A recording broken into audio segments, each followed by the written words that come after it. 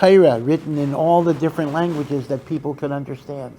And that gives you your strength, and that gives you your koach. And without that connection to the Torah, you will not be able to have any hatzlacha. It's like Hashem is giving you the refuah. The key to our success has to be understood before we engage in any type of military strategy. That, of course, is a relevant message to even the struggles that we're going through now. Again, I don't, well, fewer people listen to this than the Q&A, but I don't want to get any hate mail about I'm putting down the soldiers. I am absolutely not putting down the soldiers. Baruch Hashem, we're very, very grateful for their Mesiras Nefesh, for their devotion. God forbid, there's nothing negative about anything the Chayalim are doing. But I think it's axiomatic. I mean, it's amazing that this would be a controversial statement.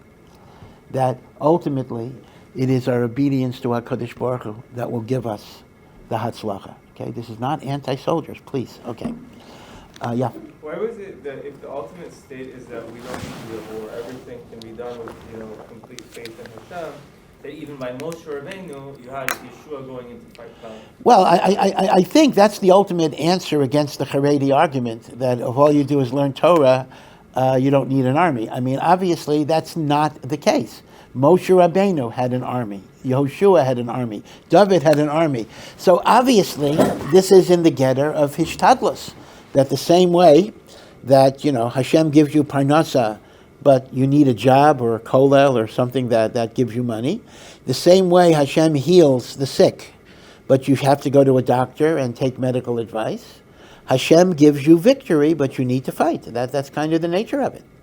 It doesn't happen that if you sit in the base medrash, the enemies are going to be defeated. That's not the way it is. Now, it may be that if all of Klal Yisrael would be totally devoted to the Torah, maybe we wouldn't have enemies. That's possible. But once the enemy materializes, you can't just sit in the base medrash and the enemy will die. You're mechuyev to have some type of hishtadlus to deal with the threat.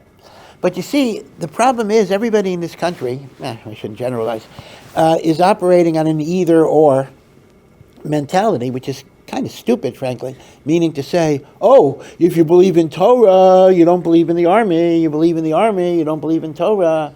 It's not an either-or. You vadai need both. You need the hishtadlus in gashmias, in the material way, and you need, of course, the ruchnias in a spiritual way. It's not a question of one over the other. And to say we don't need an army, I mean, Moshe Rabbeinu had an army. What are you going to say, right? So obviously, as great as our yeshivas are, they're not, and there is no gadol today that is as great as Moshe Rabbeinu.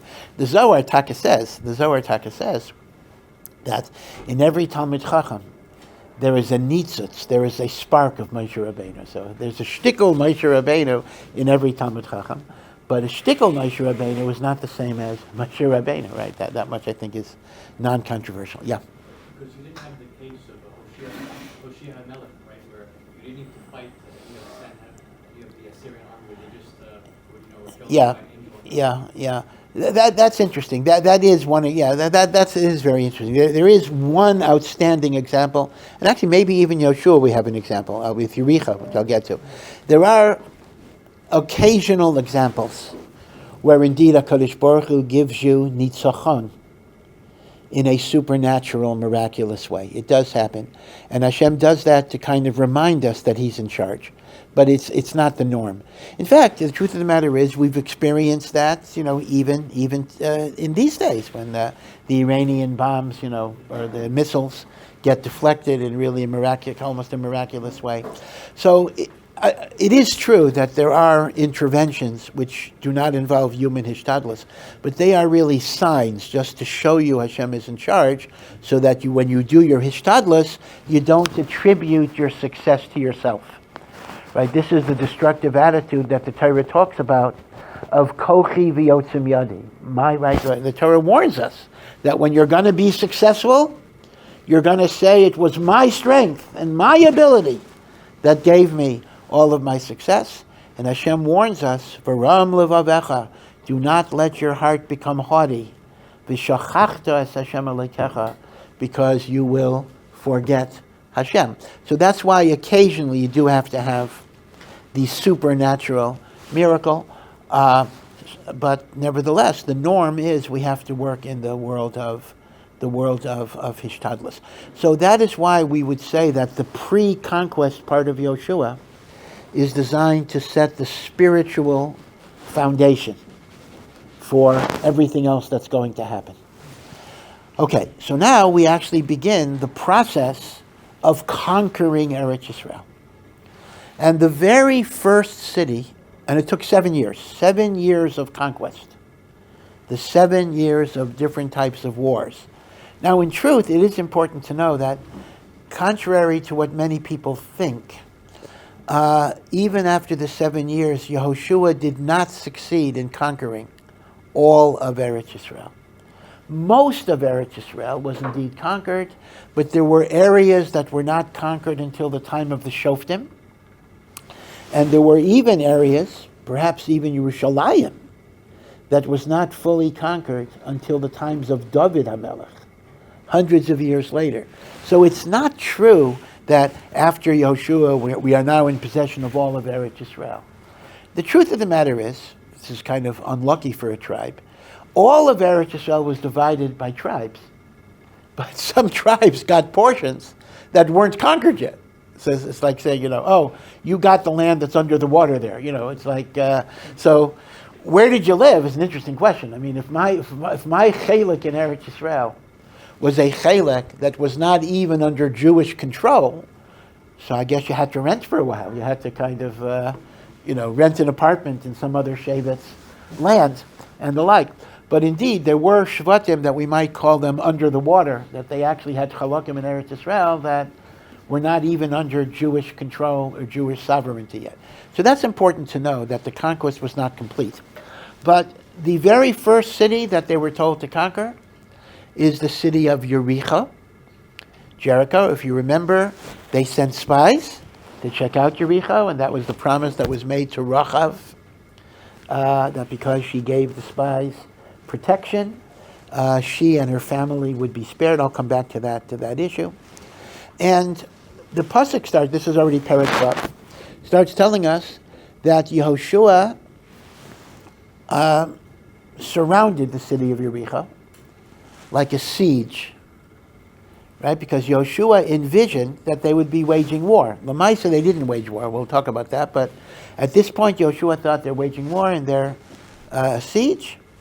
And then the pasuk gives us, those of you who learn, many of you might have learned Maseches Megillah, and this is a well-known Gemara in Maseches Megillah. The pasuk in Yehoshua says that the night before the fall of Jericho, a malach of Hashem appeared to Yehoshua. And Yehoshua didn't know it was an angel. Yehoshua all of a sudden encounters this mysterious presence, very similar to Yaakov encountering the angel of Esav. And Yehoshua doesn't know who this mysterious presence is. It looks like a human being, but somehow it's more terrifying. And Yehoshua says, Halanu ata? Are you friendly, friend or foe? Halanu ata? Im litzarenu. Are you a friend or an enemy? Identify yourself. Who are you? And the malach said, I am a malach from HaKadosh Baruch Hu. I am an angel of God. The word malach literally means shaliach. The word angel means a shaliach, an emissary of God. Ata basi. I am coming to you now. And it says, Charve shalufa biyadem. This angel was holding a sword that was unsheathed. And Yehoshua said, Halanu ata im litzarenu. And the malach said, I am a malach Hashem Tzavakos ata basi. This is what the pasuk says. Now the pasuk does not really give us any other message, the malach said.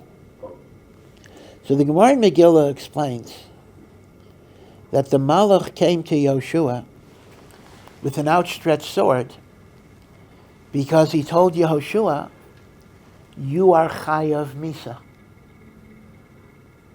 Why are you chayav misa? Because you caused Am Yisrael, this is Gemara in Megillah, to be nichshal in two averos. Emesh, the day before, during the day, because of your military siege, bitaltem tamid shel bein harabayim. The Jewish people did not bring the korban tamid of the afternoon, which would have been brought in Gilgal. And they were doing a military siege against Jericho. The taina is, you are mevatel the korban tamid of the afternoon. Of course, one could ask the question, well, what were they supposed to do? I mean, they're engaged in this war and you're against Jericho.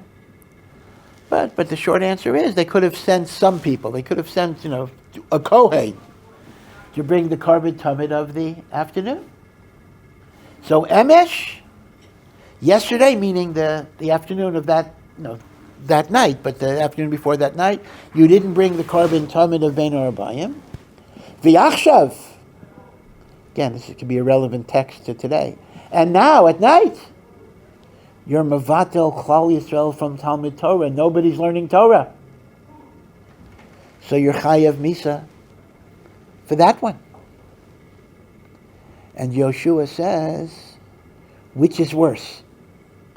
So when the Malach says, Ata Basi, I'm coming now, he's saying, the Aveira you're doing now is more chamor than the Aveira you did in the afternoon.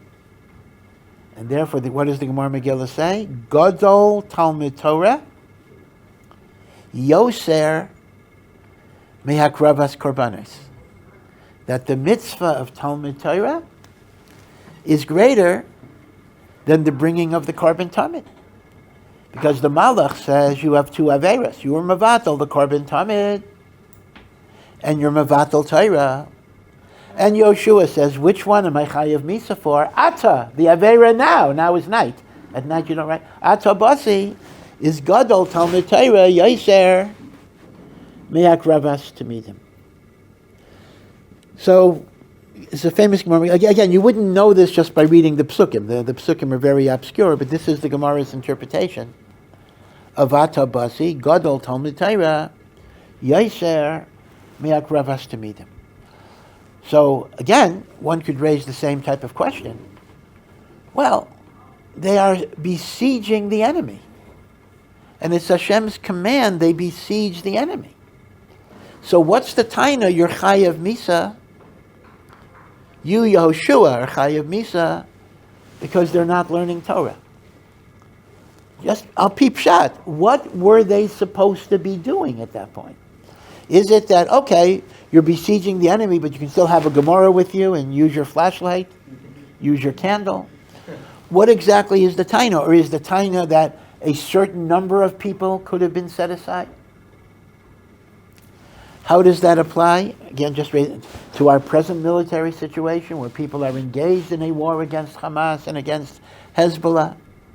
But there's still a taina that we have to have some people. Again, this doesn't resolve all of the political issues about drafting. How many people? That's a good question. The Gemara doesn't give us answers on that.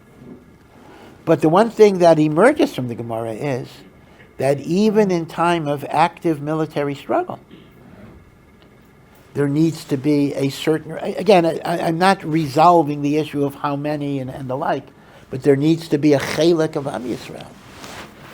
That's osek b'Torah, right? Isn't that what the Gemara is saying in the drasha? And therefore, there's a taina, the chayav misa, meaning theoretically that could have endangered. Well, actually, it doesn't say that Klal Yisrael would be defeated. It seems to be a punishment on Yoshua as the leader, who had a responsibility to try to create that.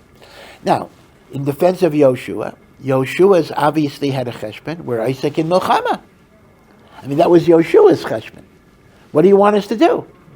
So Yoshua had a cheshbon, but apparently HaKadosh Baruch Hu was telling Yehoshua, your cheshbon is not completely correct, right? So there's a hava mina here, and there's a maskana, right? There's a shakla v'tarya between Yehoshua and the malach. Yeah. Is the malach saying that no one was learning Torah? And if so, how did the world not cease to exist? Well, that's a good question. If absolutely nobody is learning Torah, how could the world exist? I don't know. Now, again, my assumption is there must be somebody. I mean, listen, not every person was. I mean, there are people who are old. I mean, there are 95-year-old people who are probably homebound, right, or whatever, or Gilgal. They stayed in Gilgal, so we have to assume there was somebody. But this is where the question becomes so difficult. But there wasn't a sufficient critical mass. Now, obviously, the mystery that we would love to have an answer for is, what is the critical mass? You know, it's interesting. I mean, this is why Klal Yisrael needs Gedolim. You see, this is exactly kind of the issue. Because we derive fundamental lessons from Chazals. But we don't know exactly how to calibrate, how to apply. Right, so I could look at this narrative and say there have to be people learning, even b'shas milchama. But then you come back with the question: well, there must have been somebody learning. It says, okay, it wasn't enough. Okay, so what is enough? You see, this is why Hakadosh Baruch Hu requires that in every generation there be manhigim that can kind of look at the situation and tell us how to apply it, because we can get the general idea of the lessons, but it's extremely difficult to know how to apply it in any given situation. So I'm asking to you. I don't have the answers to that either. Okay, alrighty. So then HaKadosh Baruch Hu then switches around Yericho and essentially tells Yehoshua that this war is not going to work the way you think it works. This is not going to be a war where you break down the walls of the city. Yericho is surrounded by a wall, and you engage in military war. In point of fact, this is going to be a miraculous. This is going to be similar to Chizkiyahu, where the enemy just kind of died on its own. An angel killed the enemy. And this is the famous event memorialized in black spirituals about Jericho, and the walls come tumbling down. And that is a very mysterious idea that the Jewish people are to walk around the wall of Jericho once a day for 6 days, make a hakafa. Once a day for 6 days, starting on Sunday, and then on Shabbos, walk around the city 7 times. So 1 circuit every day of the week. On Shabbos, 7 circuits. Now, the procession is constituted in a very specific way. The Kohanim are carrying the Aron HaKodesh. There are chayalim, there are soldiers in front of the Kohanim. In other words, and there are soldiers in back of the Kohanim. In other words, the Kohanim are kind of in the middle. Chayalim in front, chayalim behind. They circle the city, and in front of the Aron, I should say too, and there's a 4th component. In front of the Aron are 7 other Kohanim who are carrying shofros. And as they're making the hakafa, they blow the shofar. Right? So you see, picture the procession. Chayalim in front, 7 Kohanim with shofros, Kohanim and the Aron, carrying the Aron, Chayalim in back. The Kohanim blow the shofar, the 7 shofros, as they make the hakafa. And an interesting command is that for the 6 days, other than the sound of the shofar, there has to be absolute silence. Silence. No one talks, no one shouts, no one sings. A silent procession punctuated by the blowing of the shofros. On Shabbos, this was done 7 times. And after the 7th time, the people were commanded to shout at that point. They were released from their vow of silence, so to speak. They shouted, and the walls of Yericho collapsed. Now, just in terms of psychology, this is, if you were a person who lived in Yericho, I mean, before the walls collapsed, obviously, but this kind of psychs you out. You have this army that's walking around the walls every day. Nobody says anything. If you were an inhabitant of Yericho, what exactly would you think was going on here? Now, if you remember, Rachav Hazona had already told the two spies who were Kalev and Pinchas that everyone's heart has melted in fear. They heard about what was done in Mitzrayim and the Kriyas Yamsuf and all of those other inyanim, right? And they were afraid. And this simply builds on that fear, right? It builds on that fear. So first of all, let me just remind you of the halachic machlokas a little bit here. The pasuk says beferish that those who carried the Aron were the Kohanim. It says beferish that Kohanim carried the Aron. And similarly, just to remind you, if you remember the way we crossed the Yarden, the Kohanim carried the Aron and they stepped into the Yarden and the water split, and the Kohanim remained in the Yarden till everybody crossed. So both in the case of Yarden and in the case of Yericho, the Naisei HaArain were Kohanim. Now, this seems to contradict what the Chumash says, because the Chumash tells us in the Midbar that the Aron were carried when the Mishkan was transported from place to place, and the Aron HaKodesh was carried on the shoulders with poles. The Naisei HaArain were the children of Kahas. Now, of course, Kohanim are also from Kahas, but these are the Leviim of Kahas. Right? So the question becomes that Nesias HaAron was a mitzvah of Leviim, and yet both by Yarden and Yericho, the Nesias HaAron was by Kohanim. So you may remember I mentioned to you earlier a machlokas, Rambam and Ramban. Rambam actually says the mitzvah changed. The Rambam says in the Midbar, the Aron was carried by Leviim because there were very few Kohanim. In the Midbar, all you had were 3 and later 4 Kohanim. You had Aaron, none of an Avihu died. So you had Aaron, you had Elazar and Isamar, and then you had Pinchas, who may have been very young anyway at the time. Certainly until, after the 40 years. I mean, Pinchas's dramatic action occurred 40 years into the last year in the Midbar. So he says that there were very few Kohanim, and the Aron had to be carried long distances, many hours, so therefore it was given to Leviim who could rotate. Leviim, Bnei Kahas could rotate it, so to speak, when it got heavy for them and the like. But once they came to Eretz Yisrael and there are more Kohanim, according to the Rambam, the mitzvah changed, and it was menutak. It was pulled away from the Leviim, and it was given to the Kohanim. This is the shita of the Rambam, that the mitzvah was originally B'Leviim in the Midbar, and then in Eretz Yisrael became the mitzvah of Kohanim.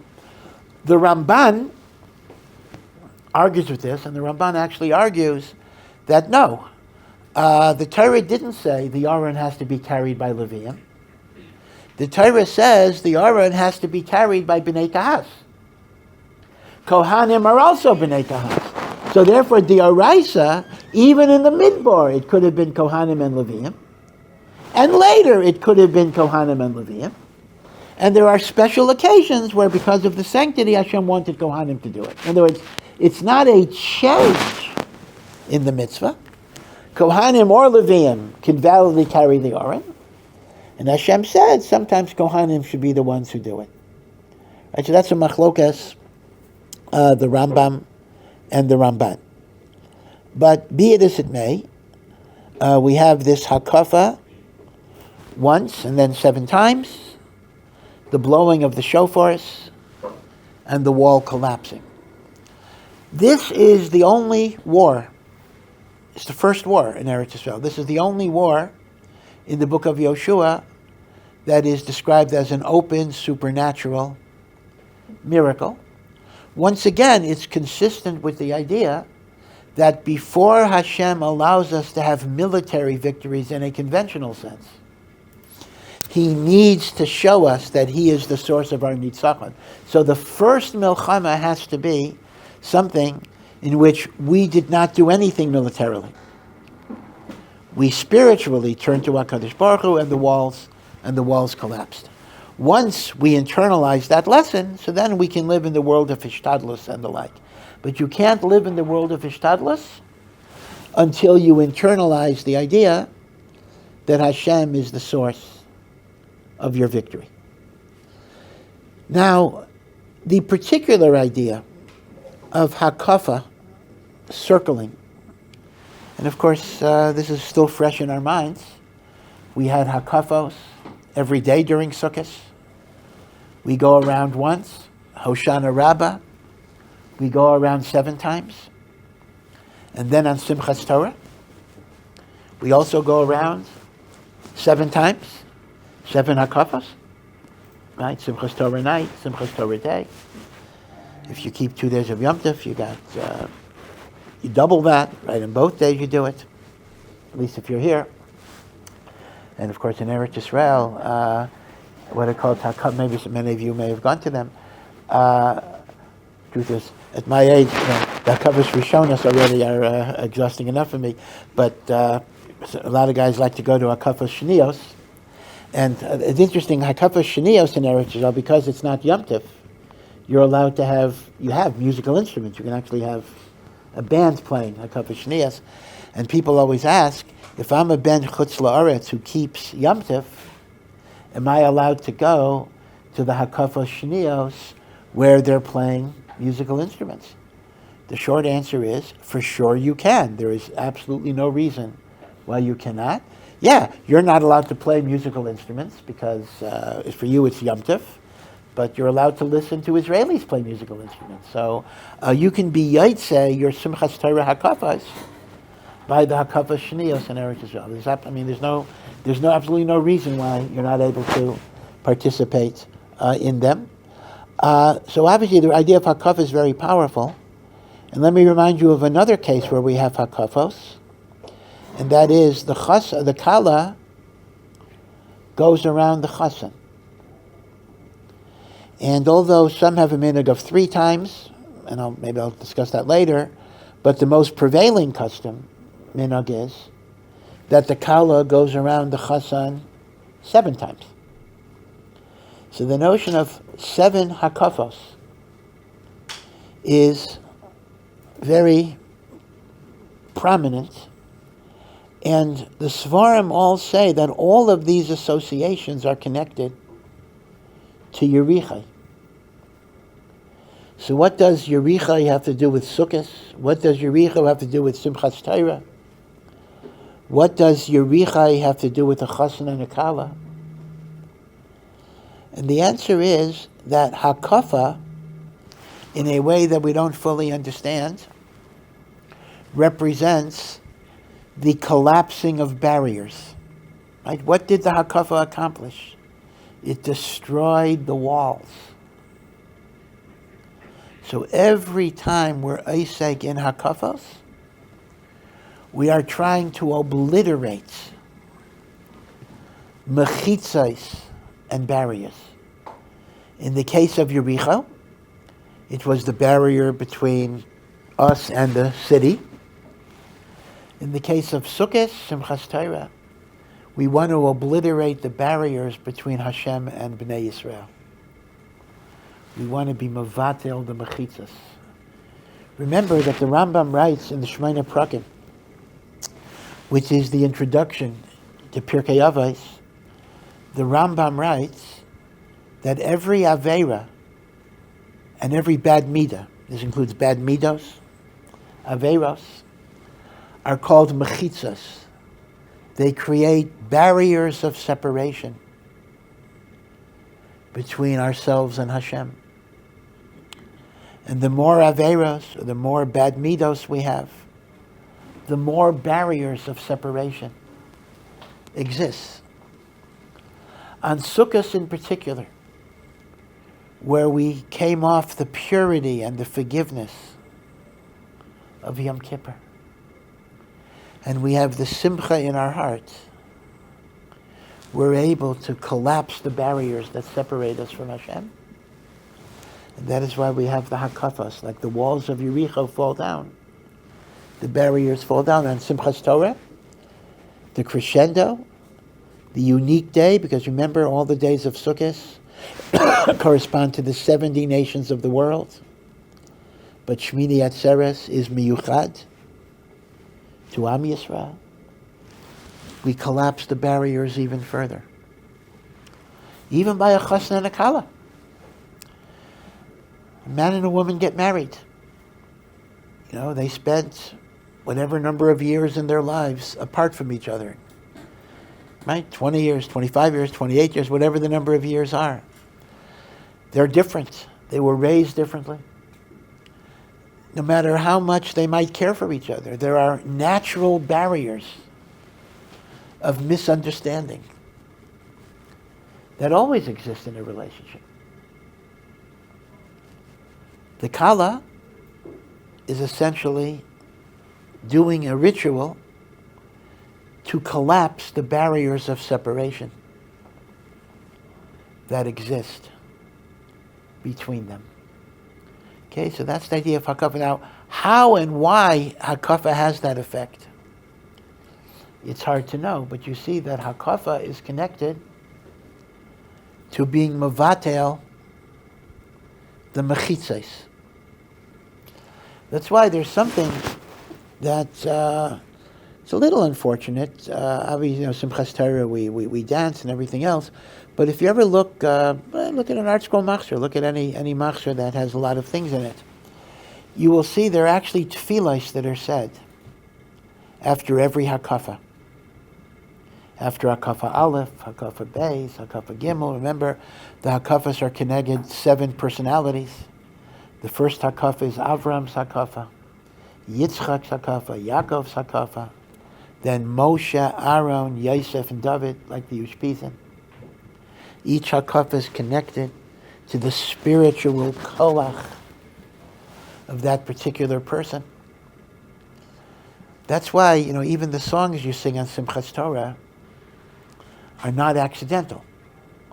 So, for example, when they sing Mi Pi Kel, right, from the mouth of God, you should bless Am Yisrael. It talks about Moshe, right? Ein adir kashem, right? No one is as mighty as Hashem. Ein baruch keben amaram. No one is as blessed as Moshe Rabbeinu, etc.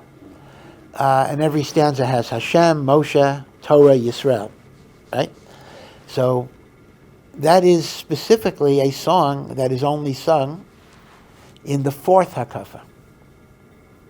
Why? Because the 4th hakafa is the hakafa of Moshe Rabbeinu. So if somebody were to start it in the 3rd hakafa or the 5th hakafa, I don't know what would happen to him. His fate would be very, very awful. He would be banished from Or Sameach forever and ever. Right? Or David Melech Yisrael Chai V'Kayim is often sung, but it is sung in the 7th hakafa, which is David HaMelech's hakafa. If you sing it earlier, you will have a similar fate.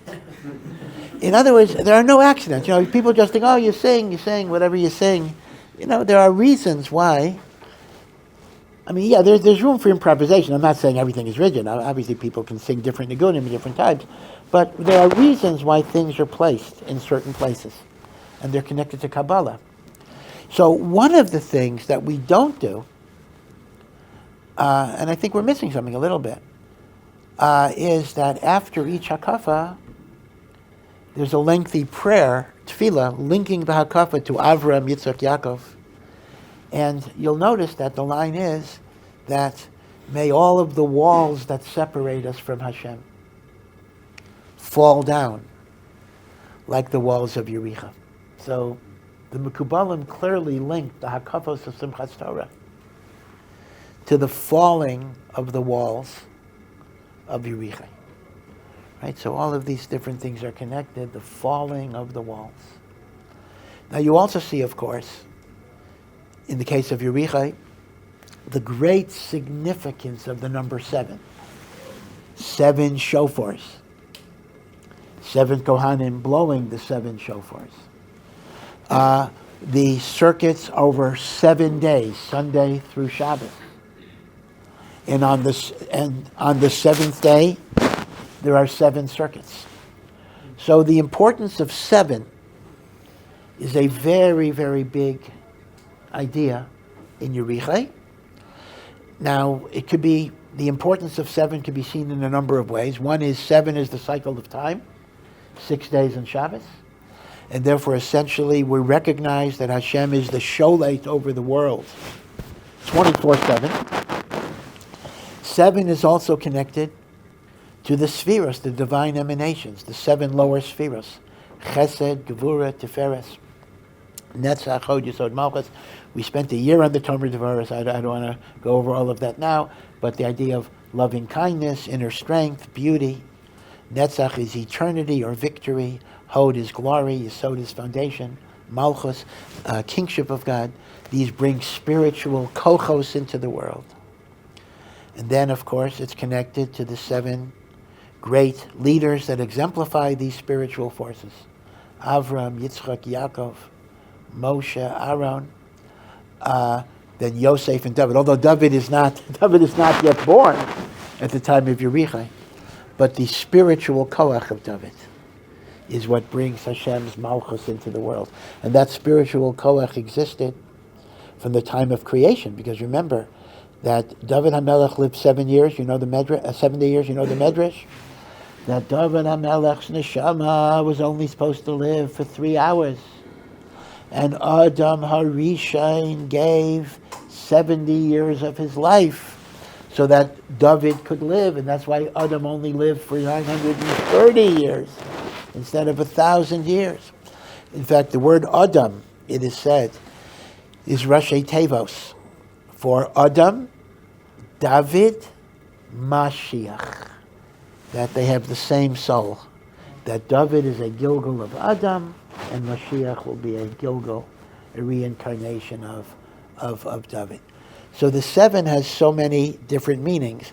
The cycle of time, the 7 lower spheres, the 7 personalities who bring those spiritual forces into the world.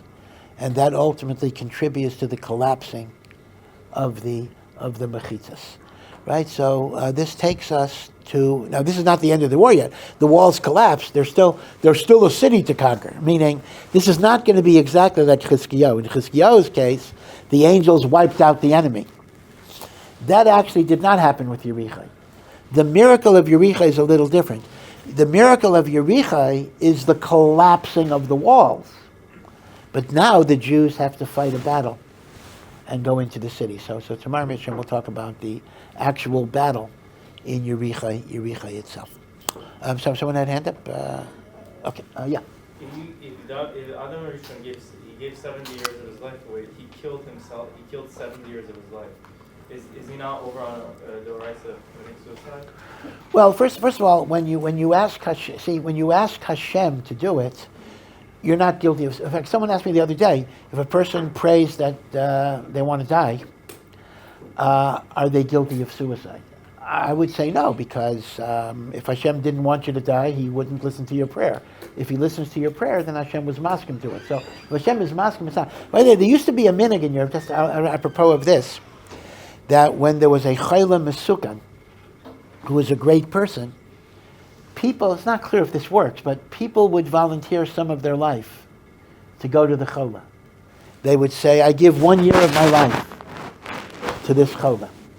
So they tell the story about the Chafetz Chaim. It's interesting that people were saying, I give a year, I give 2 years, I give 5 years, The Chafetz Chaim was asked to contribute, so to speak. The Chafetz Chaim says, I give 3 minutes. So people were a little, upset. 3 minutes. So but the point basically was that the Chafetz Chaim understood that life is so infinitely precious Every minute of life is like, billions and billions and trillions of dollars more than that. So for the Chavetz Chaim to give up 3 minutes was a tremendous, tremendous sacrifice, and it was a tremendous gift. You have to have 3 minutes of the Chavetz Chaim's life. If that means you can do in the 3 minutes what the Chavetz Chaim did, that would be a tremendous gift. Yeah. The thing is, if David HaMelech was supposed to be the ancestor of the Mashiach and everything else that was going to come after him, building of eventually with Shlomo HaMelech, building of the Beit HaMikdash, then, wouldn't it be obvious that Hashem would want him to live rather than, just live 3 hours? What would have been the case if Adam Rishon would not have donated? Yeah, that's always a very, very good question. What would have been had David never, right? If the original plan would have happened, David would have died after 3 hours. There wouldn't have been a Shlomo HaMelech. Would there have been a Mashiach? Like what? Obviously, there was a whole alternative plan. But apparently, the idea was that the messianic process had to come through the Mesiras Nefesh of Adam HaRishon, meaning had Adam HaRishon not been willing to give up, we wouldn't have had those zechuyos. Those zechuyos come from the Mesiras Nefesh. Yeah. Is there a problem of them carrying the Aron Kodesh and the Shofros on Shabbos?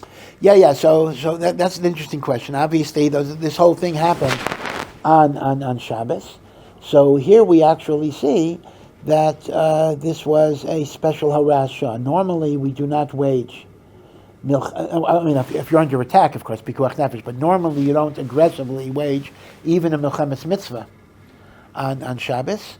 But this was a situation where Hashem made an exception, presumably because since this was going to be a supernatural, miraculous war, it was appropriate for Shabbos, because Shabbos is the day when Hashem's Shekhinah becomes most revealed in the world. So yeah, it was an exception. Yeah. Did Rambam not hold that the ark carried the people carrying it because he said the Levim have to switch? Yeah, so again, presumably you are correct. Chazal say that the ark actually carried you. It was not a weight on you. But still, I think the Rambam would say that when we set up things, we don't rely on miracles. So we're mechuyev to set it up b'derech ishtadlus, even if the ishtadlus becomes unnecessary. Okay? Sorry, last thing. Yeah. The fact that they weren't talking for 7. Yeah. Is that where we get the source from Tanis Dibur? And also, can they speak Torah during those 7 days? Can they do what? Speak Torah. Yeah. So I don't know if it's the source of Tainus Dibur. The idea of not speaking was only when they were making the hakafa. Now remember, if they only made one hakafa per day, except on Shabbos, that didn't take the whole day. They weren't walking around the city the whole day. I don't know how long it took, but let's take it took an hour, whatever it would be. So the rest of the time, for sure they could talk, but during that time, even Torah they did not talk. It was like chazaras hashatz, right? Usher to speak, even divrei Torah. Whether it's usher to learn is another issue. I don't want to get into it. The Aruch HaShulchan's lashon is it is usher ledaber b'divrei Torah b'shas chazaras hashatz. So there's a big machlokas. Some in the yeshiva world took the position, at least the Aruch HaShulchan's psak was, that you are allowed to learn, but you're not allowed to talk in learning.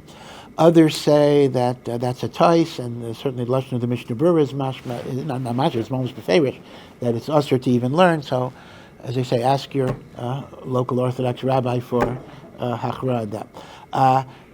Okay, better. Maybe it'll come up in a Q&A again. Okay, here we go. Thank you for listening to this Awesome production. To find out more and to partner in our mission, please visit ohr.edu.